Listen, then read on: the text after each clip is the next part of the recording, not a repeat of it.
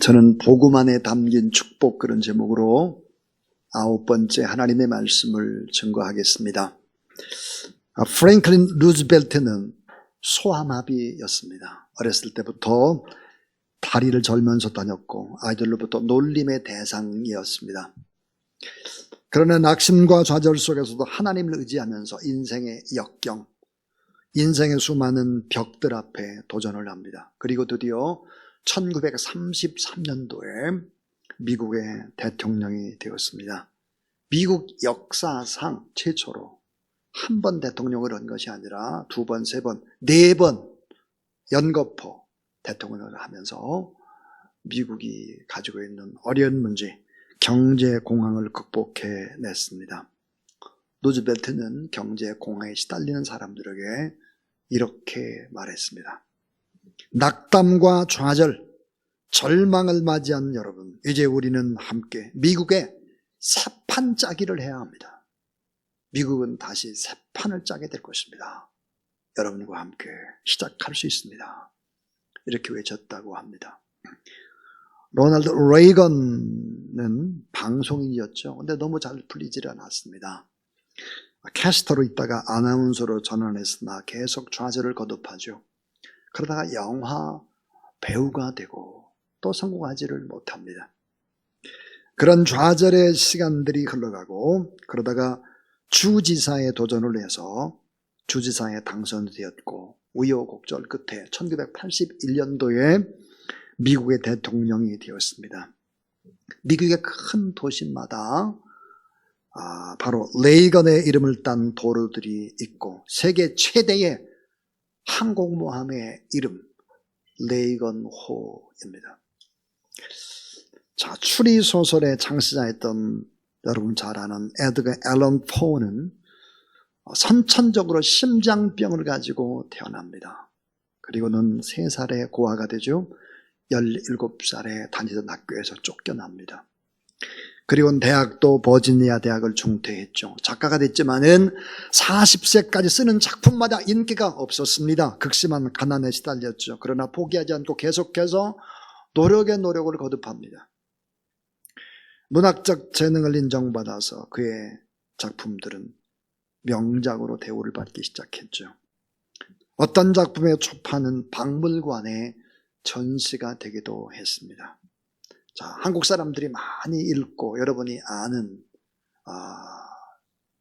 에드거 앨런 포의 책 가운데 검은 고양이 아마 친숙할 것입니다. 자, 지금까지 제가 3사람의 예를 들었습니다. 프랭클린 루즈벨트, 로널드 레이건, 에드거 앨런 포. 공통점이 뭘까요? 고난, 역경, 말할 수 없는 역경. 이 역경을 이겨낸 사람들입니다. 성경은 이 역경에 대해서 이렇게 이야기합니다.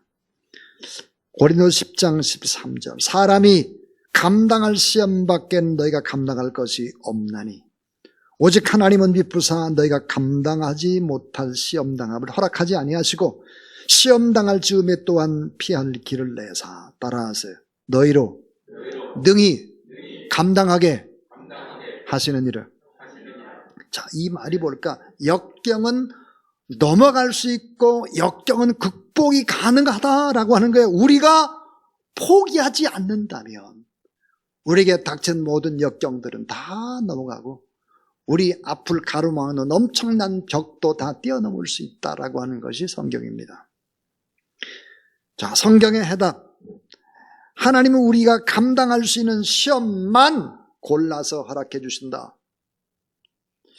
하나님은 신실하셔서 우리가 확실히 믿고 의지할 수 있는 유일한 분이 하나님이시다. 그래서 이 하나님 우리가 감당하지 못할 시험은 결코 우리에게 허락해 주시질 않는다.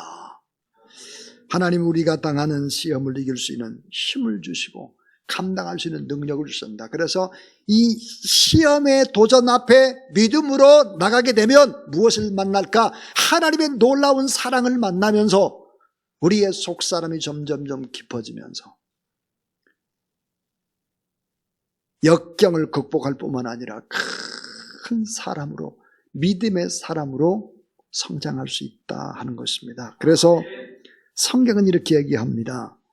시편 34편 19절 20절 의인은 고난이 많으나 여호와께서 그 모든 고난에서 건지시는도다. 그의 모든 뼈를 보호하시며 그 중에도 하나도 꺾이지 아니하도다 그랬습니다. 사도 바울은 이런 고백을 했습니다. 합력해 선이 되더라 고난도. 또 다윗도 이렇게 말했습니다. 고난당한 것이 내게 유익이다. 이런 말미암아 내가 주의 율례를 배우게 되었나이다 그랬죠. 살면서 살아가는 수없는 많은 어려움 속 그 어려울 때 묵상하면 정말 힘을 얻을 수 있는 주옥 같은 하나님의 말씀이 오늘 설교 도중에 여러 번 나올 것입니다. 저는 많은 고난과 수많은 짐을 감당해야 될 때 제가 힘을 얻는 성경 구절이 있습니다. 시편 68편 17절입니다. 날마다 우리 짐을 지시는 주, 곧 우리의 구원이신 하나님을 찬송할지로다. 그랬습니다.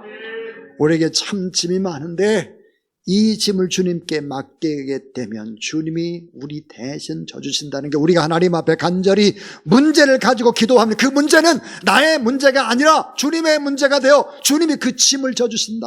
믿으시기 바랍니다. 오늘의 설교, 복음 안에 담긴 축복, 그 핵심이 뭘까? 그것은 죄값을 대신 치러주신 대속의 복음에 관한 얘기입니다. 여러분에게 묻고 싶습니다. 나의 죄를 대신 갚아줄 사람이 누구입니까? 나를 위해서 죽어주실 분이 누구입니까? 내가 지은 수많은 죄와 가난과 또 이런 저주와 이런 것들을 다 담당해 주실 수 있는 분이 누구입니까? 내가 믿고 모든 것을 다 털어내놓고 울며 상담하고 그렇게 할 수 있는 사람이 사람에게 없어요. 이분이 예수 그리스도라고 하는 거예요. 그래서 복음은 뭘까? 복음은 죄인 된 나의 죄를 대신 져주신 하나님의 사랑의 이야기예요. 자, 여러분 오늘 성경을 잘 읽고 설교를 잘 이렇게 마음으로 받게 되면 이게 믿어지게 되면 어떤 일들이 벌어질까? 하나님의 구체적인 사랑을 알게 되고 믿게 되면 승리자가 되고 이것을 알면 고난 중에도 이겨내고 문제들은 승화시킬 수 있다 하는 것이 오늘 복음의 핵심입니다. 자, 대속하신 하나님의 사랑, 나 대신 예수 그리스도께서 죄를 담당하신 사랑, 나 대신에 죽어주신 사랑, 나의 저주, 형벌, 또 가난, 질병까지도 다 대신 다 감당했다는 거예요. 그래서 이 십자가를 통해서 즐거운 교환이 일어나는 것입니다. 자, 내가 가지고 주님 앞에 온 모든 삶의 짐들을 주 앞에 맡겨보십시오. 그렇게 되면 어때요? 저주를 가지고 주님의 십자가 앞으로 오지만 그 저주는 뭐가 될까? 즐거운 교환이 일어나는데 축복이 된다는 거예요. 자, 가난의 문제를 가지고 주님 앞에 나와서 간절히 예배드리고 기도하게 되면 어떤 교환이 일어나나? 부유함으로 바꿔진다는 거예요. 믿으시기 바랍니다. 이 대속과 구속이라는 말은 같은 말인데요. 이 말을 잘 이해하는 것이 중요합니다. 대속이라고 하는 것은 노예시장에서 쓰던 용어였습니다. 대신 값을 지불하고 사서 자유케 하다는 뜻이지요. 보니까 노예가 있어요. 저 노예를 위해서 돈이 있는 사람이 값을 지불하는 거죠. 속전을 지불해요. 그리고 나서 자신의 소유로 삼죠. 그러면서 이제 노예가 아니라 넌 이제부터 자유다. 이게 바로 이제 대속입니다. 그런데 대속과 구속이 똑같은데요. 구속이 조금 더 정확합니다. 이 구속이라고 하는 것은 노예 시장에서 노예를 사서 자유롭게 놓아주고 다시는 그게 절대로 노예가 다시 되지 않도록 도장을 빵 찍다 그 말이에요. 그래서 바로 구속입니다. 구속이. 대속, 구속. 노예에는 몸값이 필요하죠. 노예를 위해서 대신 몸값을 지불하고 노예를 사서 자유케 하는 이 노예의 몸값이 뭘까? 속전입니다. 속전.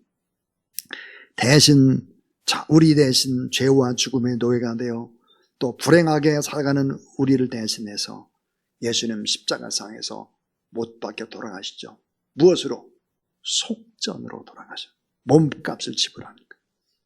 그래서 우리가 참된 자유인이 되고 참된 하나님의 자녀가 되고 은혜와 능력과 권능을 회복하는 그런 놀라운 축복이 우리 가운데 임했다 하는 거죠.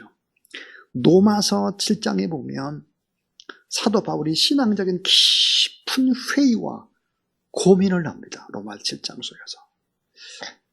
정말 신앙이란 뭘까의 깊은 고민을 하다가 그는 깨달았습니다. 드디어 대속의 진리, 구속의 진리, 속전의 진리를 알고 그는 힘차게 승리를 선포합니다.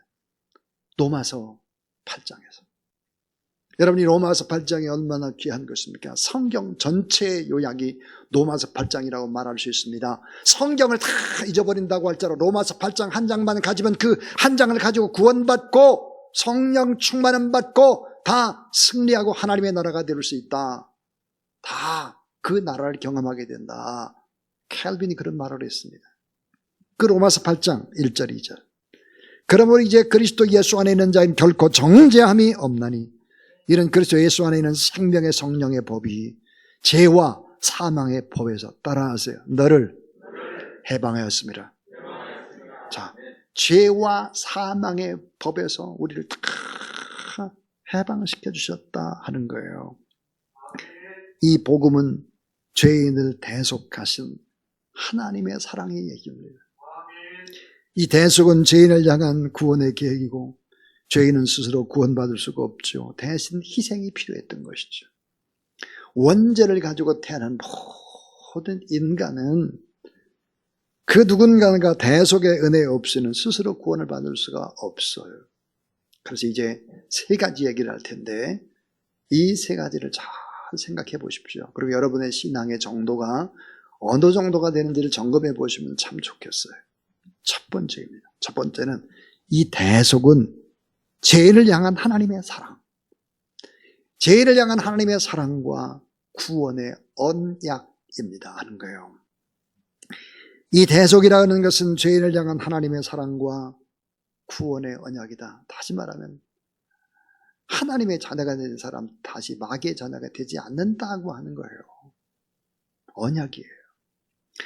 이 대속의 대상은 누굴까? 저주받을 죄인입니다. 성경은 뭐라고 말하나? 모든 사람의 죄를 범하였음에 하나님의 영광 이루지 못했다. 모든 사람이라는 이 말 속에 나도 들어가야 합니다. 내 이름도 들어가는 것입니다. 모든 사람이 죄를 범하였음에 이 말은 김만배가 죄를 범하였음에 하나님의 영광 이루지 못하다니 이 말은 여러분 이름도 다 들어가야 돼요. 그래서 죄를 졌습니다. 죄인입니다. 그럼 뭐야? 재판받아 심판받아야 돼. 그 결과가 뭐야? 사망이에요. 사망. 이 문제를 해결할 수 있는 방법이 이 땅에 아무도 없었다. 그래서 대속을 위한 대속물이 필요한데 그 대속물은 바로 어린 양이었습니다. 출애굽 12장 5절 너희 어린 양은 흠도 없고 1년 된 수컷으로 그랬습니다. 6월절 속죄 제물 대신 어린 양. 그래서 레위기 1장 3절 4절에 보면 그 예물이 소의 번제이면 흠 없는 수컷으로 회막문에서 여호와께 기쁘게 받으적 드릴지니라. 그는 번제물의 머리에 안수할지니 그를 위하여 받으심이 되어 그를 위하여 속죄가 될 것이니라 그랬습니다. 자, 죄를 범한 이 죄인은 대속물을 직접 가지고 가는 거예요. 그 대속물이 어린 양이었어. 그럼 자, 어린 양의 머리에 내가 이렇게 손을 얹고 안수하는 거예요. 어떻게 안수해요? 내가 죽어야 될 범죄를 저질렀는데 나의 모든 죄를 이 양에게 전가시킵니다. 여러분, 양을 그렇게 이제 머리에 손을 얹고 나의 죄를 전가시킨 다음에 양을 잡는 것입니다. 여러분, 1년 된 양, 저는 어렸을 때 저희 집이 동물농장처럼 양도 있었고 많이 있었습니다. 소도 또 칠면조까지 다 있었는데요. 양이 1년쯤 되면 가장 보기에 좋습니다. 이 털이 만질만질하죠. 강쭉강쭉 뛰면서 얼마나 이쁩니까? 이것에 머리에 손을 얹고 내 죄를 다 전가시키고 난 다음에 잡는 거예요. 한번 이렇게 가정을 해보세요. 여러분은 집에 기르는 강아지, 죄를 전가시키고 강아지를 잡는다고 생각해 보세요. 고양이를 잡는다고 생각해 보세요. 그리고는 어떻게 하느냐? 피를 다 뿌리는 것입니다. 가죽을 벗기죠. 각을 뜹니다. 그리고는 단 위에 불에다가 태우는 거예요. 다 태워집니다. 이게 뭐예요? 다 태워지면 다시 살아날 수가 없잖아요. 그렇게 나의 죄가 다 태워졌다. 죄 용서함을 받았다. 그래서 이제는 자유와 안식과 평강과 하나님과의 화목을 얻게 되는 과정. 이런 과정인 것입니다. 예수 그리스도가, 구약에 예표된 예수 그리스도가 이렇게 유월절 어린 양으로 우리의 모든 죄를 대신해서 죽으셨다 하는 것입니다. 자, 우리 한번 찬양을 하나 했으면 좋겠어요. 아름다운 이야기가 있네. 우리가 잘 아는 찬양입니다. 아름다운 이야기가 있네. 구세주의 사랑 이야기. 이 찬양을 한번 하나님 앞에 드려보겠습니다.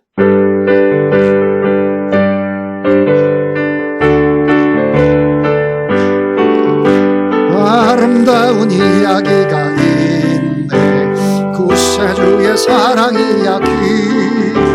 영광스러운 천국 떠난 사람, 나와 같은 죄인 구하려. 주님의 그 사랑은 정말 놀랍네. 놀랍네. 놀랍네. 주님의 그 사랑은 정말 놀랍네. 나를 위한 그 사랑, 넓고 넓은 우주 속에, 넓고 넓은 우주 속에 있는 많고 많은 사람들 중에 구원받고 복받은 이분, 주의 사랑받고 산다네. 주님의 그 사랑 정말 놀랍네. 놀랍네. 놀랍네. 오, 주님의 그 사랑 정말 놀랍네. 나를 위한 그 사랑, 사람들은 이해할 수 없네. 사람들은 이해할 수 없네.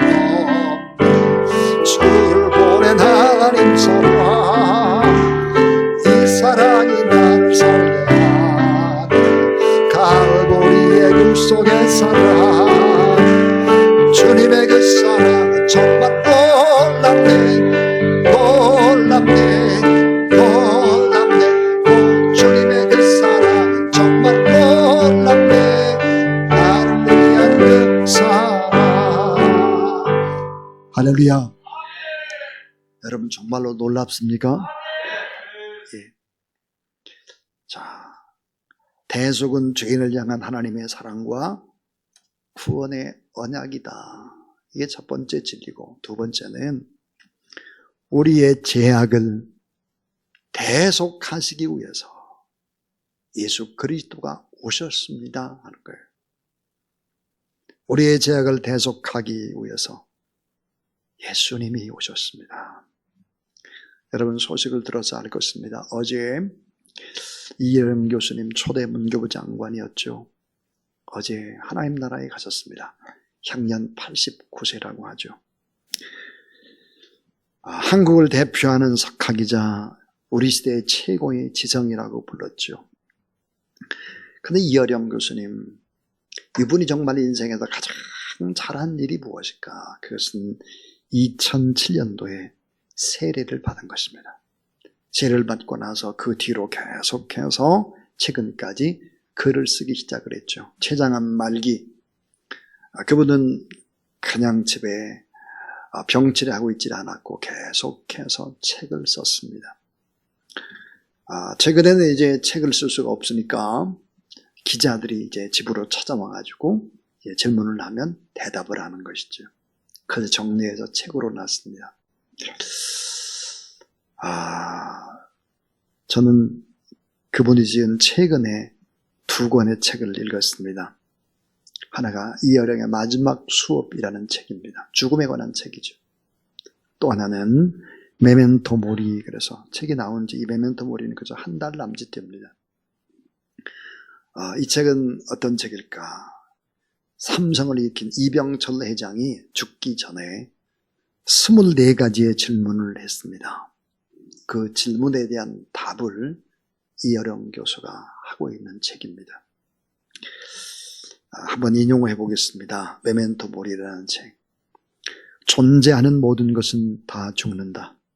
성직자나 철학자의 가르침보다 더 강렬하게 이 죽음이란 무시무시한 사자를, 저 괴물을 코로나19가 인류에게 보여주고 만 것이다. 또 우리가 발딛고 섰던 인류의 문화와 문명이 원자폭탄에도 무너지지 않던 문명과 문화가 그 조그만한 바이러스한테 허망하게 무너진 꼴이 되었다. 우리는 여태껏 죽지 않는 존재는 하나님뿐이라는 사실을 망각하고 살아왔는데 비로소 코로나19 바이러스를 통해서 하나님 이외의 존재는 다 죽는다는 것을 세상 깨닫게 되었고, 이 바이러스를 통해서 죽음을 기억하는 메멘토 모리를 다시 깨닫게 됐다고 했습니다. 자, 철학이 종교와 다른 것이 무엇이겠나? 종교가 하나님의 힘을 빌려서 죽음을 극복하는 것이라면 철학은 인간의 힘으로 죽음을 극복하려는 것이다. 그러니까 철학은 죽음을 생각하고 죽음을 이해하고 죽음을 극복하려는 인간의 노력의 산물에 지나지 않는다. 그럼 죽음은 모든 것이 끝나는 것이 아니다. 아무것도 남지 않는다는 무신론의 주장은 어불성설이다. 죽고 부활하셔서 죽음 그 이후를 우리에게 보여주신 예수 그리스도. 그러므로 기독교의 죽음 이해보다 더 정확한 것은 있을 수 없다. 죽음이 내 삶에 정리되면 비로소 의미 있는 삶을 살게 되는 것이다. 그랬습니다. 여러분, 철학이 뭡니까? 학문 중에 최고의 학문이라는 철학. 이런 얘기를 했습니다. 소크라테스도 철학의 목적은 죽기를 배우는 것이라고 했습니다. 여러분, 철학이라고 하는 것 쉽게 변하죠. 시대에 따라 철학이 변합니다. 복음은 변하지 않죠. 우리의 죄악을 대속하기 위해 오신 예수 그리스도. 이 죽음이 무엇인지를 알면 인생의 의미와 가치도 보여지기 시작하고 행복할 수밖에 없고 그리고 승리하게 된다라고 하는 사실입니다. 예수님께서 우리의 대속을 위해서 오셨다. 이 진리를 믿는 것이 바로 복음입니다. 자, 나의 죄를 담당하신 어린 양 예수 그리스도. 성경은 뭐라고 말하나요? 이렇게 증언합니다. 요한복음 1장 29절, 이튿날 요한이 예수께서 자기에게 나오심을 보고 이르되 보라, 따라하세요. 세상 죄를 지고 가는 하나님의 어린 양이로다. 자, 세상의 모든 사람의 죄를 지고 가는 하나님의 어린 양. 유월절에 돌아가신 유월절 어린 양이다. 이사야 53장 6절, 우리는 다 양 같아 그릇 행하여 각기 제 길로 갔거늘 여호와께서는 우리 모두의 죄악을 그에게 담당시키셔도 우리 모든 사람의 죄를 예수님께 전가시킨 거예요. 근데 이사야 53장 11절에 보면 예수님은 뭐라고 말씀했는가?